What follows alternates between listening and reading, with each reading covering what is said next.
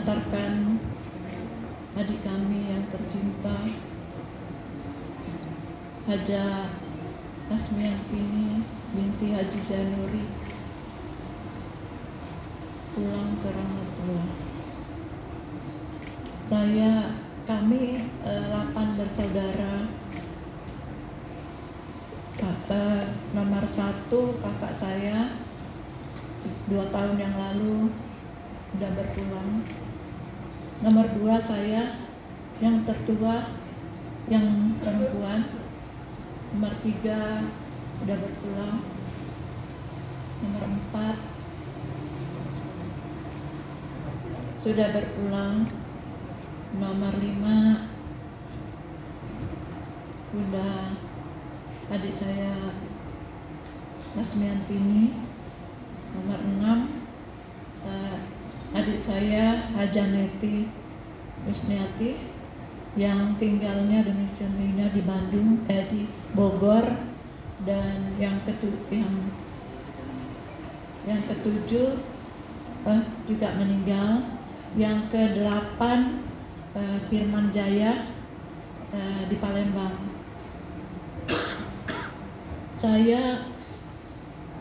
Adik saya ini ya, Asmiantini ini yang saya merasa paling dekat dengan beliau ini.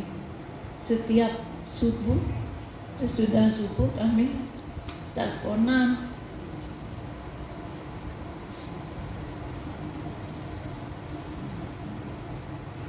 Beliau menceritakan kegiatannya di sini, dan kalau dia tidak telepon, saya juga menelpon dia. Saya juga menceritakan kegiatan saya, dan hari-hari kami selalu, sepanjang hari selalu ada kontak. Walaupun ada bunga yang bagus, saya share ke dia juga share bunganya dia. Selalu begitu. Kemudian dia cerita dakwahnya, perjuangannya, berbagai komunitas, dan dia minta juga ada di Palembang apa yang beliau rintis di Jakarta, di Bekasi ini juga dia minta ada di Palembang supaya saya jadi pembinanya. Kemudian menceritakan juga semua, beliau ini sangat baik. Keluarga semua ditanya, anak saya satu-satu ditanya gimananya. Saudara-saudara dekat ditanya juga, diceritain. Yang di Jakarta juga, saudara kami di Jakarta ditanyain juga, ada yang perlu ditolong tidak gitu. Jadi kami berdua selalu berkomunikasi. Kemudian yang terakhir, dia menceritakan perjuangannya dan cita-citanya bahwa tanahnya akan dibuat masjid dan membuat kampus Islam. Itu kira-kira satu setengah tahun yang lalu ya. Kemudian dia telepon lagi bahwa sebentar lagi akan selesai dan akan diresmikan. Dan alhamdulillah secara besar juga sih sudah diresmikan itu.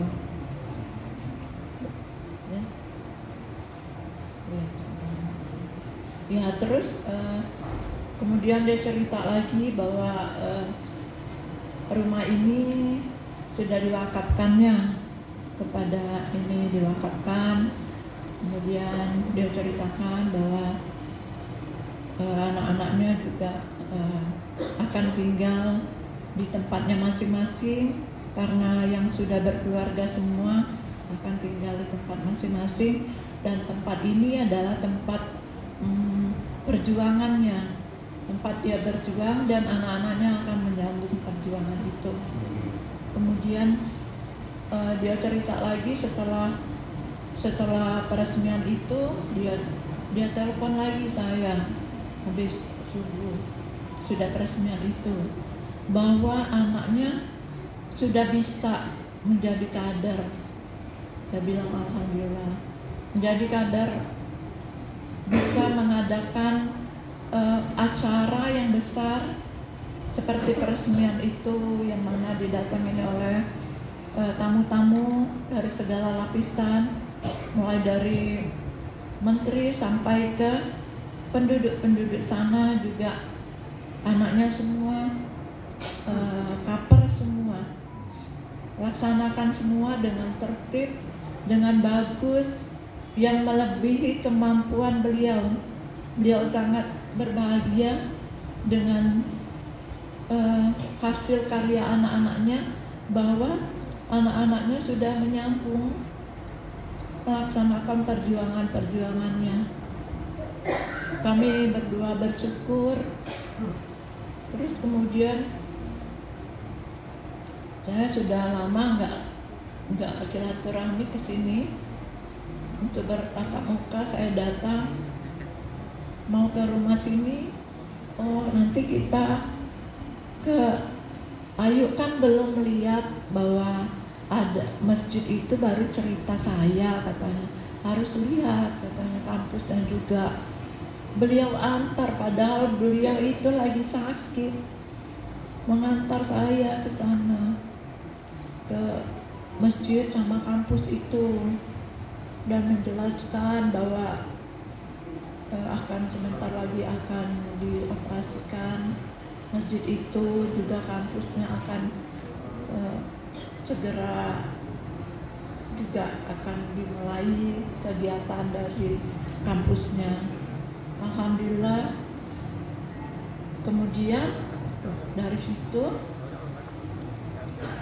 diajak berkumpul lagi kami semua keluarga, yang namanya keluarga kami itu keluarga IKZ, keluarga IKZ. Di rumah anak tertuanya Tari, Ananda Tari. Di sana kami dikumpulkan semua. Beliau menjelaskan bahwa silaturahmi dari ikatan keluarga ini, anak cucu, jangan sampai terpisah. Harus silaturahmi, harus tetap berlangsung, harus ada gathering, harus ada ini ya. Jadi harus tiap tahun tuh ada, setiap semua yang ada acara semua harus hadir, kecuali berhalangan yang betul-betul yang tidak dapat dihindarkan.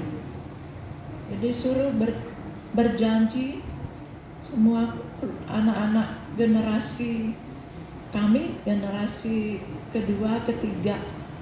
Alhamdulillah semua menyetujui untuk kami tetap bersatu. Kemudian kan saya nasihati bahwa juga ditetapkan di mana, kalau Lebaran itu di mana ditetapkan, apa sudah diatur semua oleh beliau, bahwa hari Lebaran harus pertemuannya di sini, berkumpul di sini, semua sudah diatur semua. Subhanallah, beliau sangat konsen mengurus, apalagi keluarga ya, walaupun dia mengurus semua pergaulan yang begitu luas, tapi keluarganya tetap diurus, anak cucu, keluarga, saudara, semua tetap diurus dan ditanya dan dinasehati, diceramain oleh beliau. Kemudian kami semua berdoa kepada beliau bahwa sembuh, diharapkan penyakitnya sembuh. Beliau mengatakan Oh iya, dia cerita lagi bahwa semuanya sudah diatur.